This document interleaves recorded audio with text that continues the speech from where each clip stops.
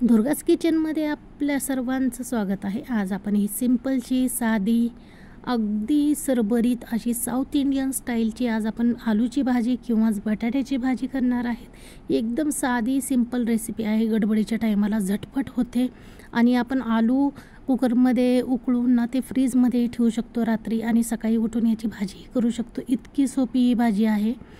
या ठिकाणी मी पाव किलो आलू घेतले आहेत आणि त्याला ना कुकरमध्ये घालून एक शिट्टी काढून घेतली आहे, म्हणजे हे बॉईल आलू आहेत। चला तर चालू करूयात ही भाजी।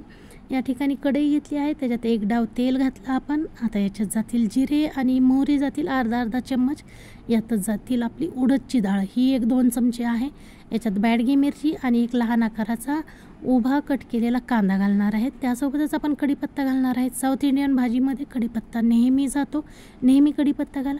आता या स्टेजला ना लसण अद्रक आपण घालणार आहेत। लसण अद्रक सोबत तुम्ही ना 1 इंचाचा ना चिंचेचा तुकडा किंवा आमसूल असतं ना तेही घातलं तरी खूप छान ह्या भाजीचा साऊथ इंडियन स्टाईलचा फ्लेवर येतो।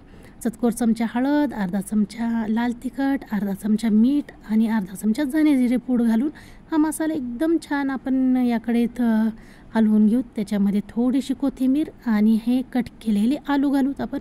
आलू कट करताना नेहमी सुरीला एकतर तेल लावा, नाहीतर ती सुरी ना पाण्यामध्ये डिप करून घ्यायची, जेणेकरून आपले आलू सुरीला चिटकत नाहीत। किंवा मी ज्याप्रमाणे या व्हिडिओमध्ये करत आहे प्रत्येक वेळेस मी सुरी क्लीन करत आहे, तसंही तुम्ही करू शकता। आणि हे छानसं आपण ना आता ही आलूची भाजी ना व्यवस्थित ह्या मसाल्यामध्ये एकदम छान असं मिक्स करून घेऊ। हा व्हिडिओ आवडला असेल तर लाईक, शेअर आणि सबस्क्राईब करायला विसरू नका। आता हा मसाला पूर्ण कोट झाला आहे आपल्या आलूला, पण ही भाजी ना खूप ड्राय झाली आहे।